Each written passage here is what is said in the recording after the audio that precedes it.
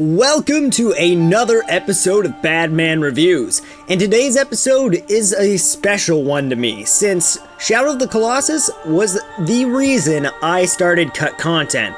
I was looking into cut content from Shadow of the Colossus, and it amazed me. It blew my mind, and I knew I needed to get this information out there. But before making this video, I wanted to do a few test runs to make sure I can make good quality cut content videos. So now that I'm at that point where I believe my videos are actually of a decent quality now, I'm going to show you guys the amazing cut content from the amazing game, Shadow of the Colossus.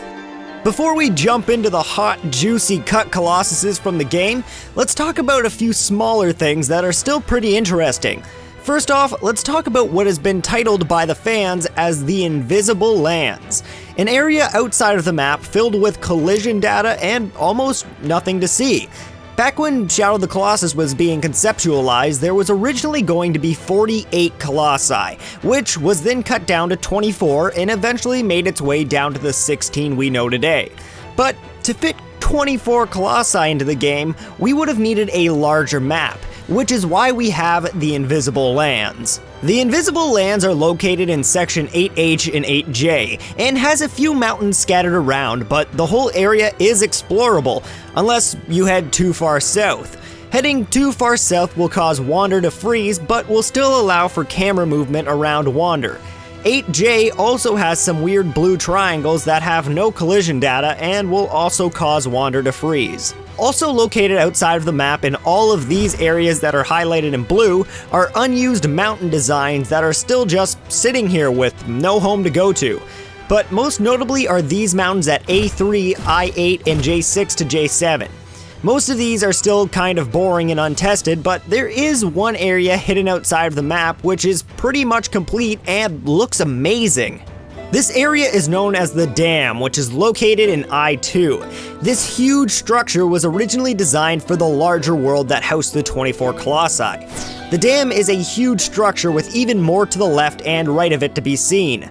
To the left is a rocky mountain path with a hole at the end which looks like it would have led into a cave system of some kind. And to the right of the dam is a grass path leading to some brick ruins that look more like something out of Ico. Taking a closer look, this area ends in section I2, but seems like it would have been expanded farther into H2. The path to this area would have most likely been from square H3 out of the back of Colossus 15's lair, since when looking at the cloudless map in the preview version of the game, it seems there should have been a path leading south into this area where the dam is. There's also some text missing from the game that was never used for certain bosses and the final cutscene. These include, "The Colossus' word shall be thy path. Use thy sword to find its vitals. Grab onto the Colossus' tail. Sever the power of the radiating horn at its root. Draw it out to higher ground. Aim for its eye. Cross to higher grounds. Climb from where the Colossus and the earth are connected. It cannot pursue thy at the top of the tower. Proceed forward. Climb higher from that place." The final cutscene also had a major overhaul in dialogue, cutting many parts out. The final scene would have also included these lines: "Lord Amon, the idols have been destroyed. You used a forbidden spell. Look, pitiful mortals, and encased us in stone monuments." These were all cut just to make the final dialogue more fluent and easier to understand.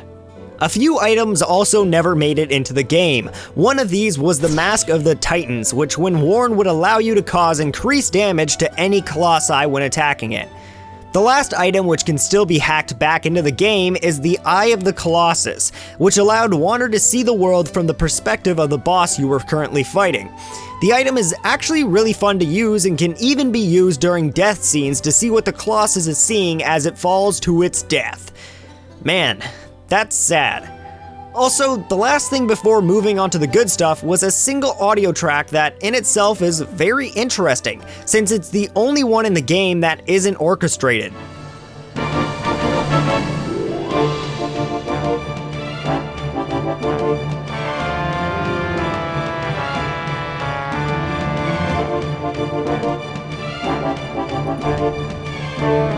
Now let's move on to the fun stuff. The 8 Colossi we currently know about that were removed from the game. The first of these was the Devil, a smaller Colossi which was about 3 times the size of Wanda. The way you would have had to take this monster down would be hide in bushes and shoot arrows at it until you were able to jump on its back and strike it. It's theorized that the fight with the Devil would take place in H2 near the dam that was mentioned earlier in the area with the brick ruins.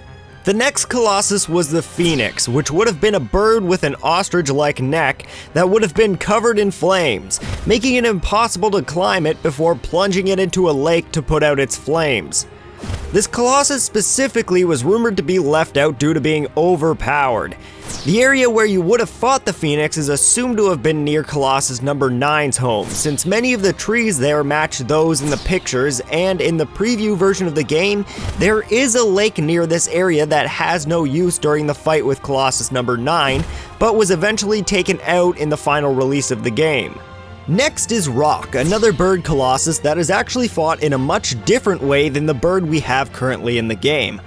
Rock would be fought in a dried up lake bed, and you would have to chase him down with aggro, shooting him with arrows till he eventually fell to the ground, allowing you to land some blows on the bird. But even with these differences from Avion and Phalanx, the team decided to scratch this fight due to how similar the fights ended up being, and due to some issues with collision detection. It's also interesting to note that it's assumed that the fight would have taken place in section H4 of the map, since in an older version of the game, there looks to be a dried lake bed, but in the final release, that part of the map seems to be filled with water now. Next up, we have Sirius, a giant boar that was a lot like Celosia and Cenobia, but unlike those two, you should have fought this boar in a wide open field while riding aggro. The art book for the game gave a hint at defeating the boar, which pointed you towards getting Sirius stuck in this rock formation before attacking it. The rocks in this picture can actually still be found in the game at section G7, so it's pretty obvious that this is where the fight with this beast would have taken place. Up next is my favorite unused Colossus, the Spider. This cute guy would have been found in water somewhere, and you would have had to lead him to dry land to finish him off by slashing at his legs while on aggro to make him collapse. And yes, you were originally going to be able to slash with your sword on aggro, but the mechanic was designed specifically for this boss fight, and due to that, they decided to just scrap the whole fight for some reason.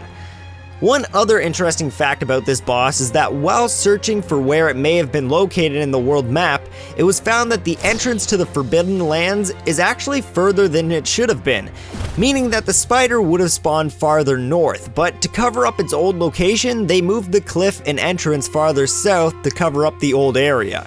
Up next is the Monkey, who is actually a very interesting Colossus that I'm a little bit disappointed never made it into the game. His location is assumed to be behind the dam inside a cave, since when you fight him, he would have held on to stalactites, and you would have had to shoot him down off of them to find his weak spot before attacking him. I personally would have found it super creepy walking into a cave and seeing a giant monkey hanging from the ceiling just looking at you.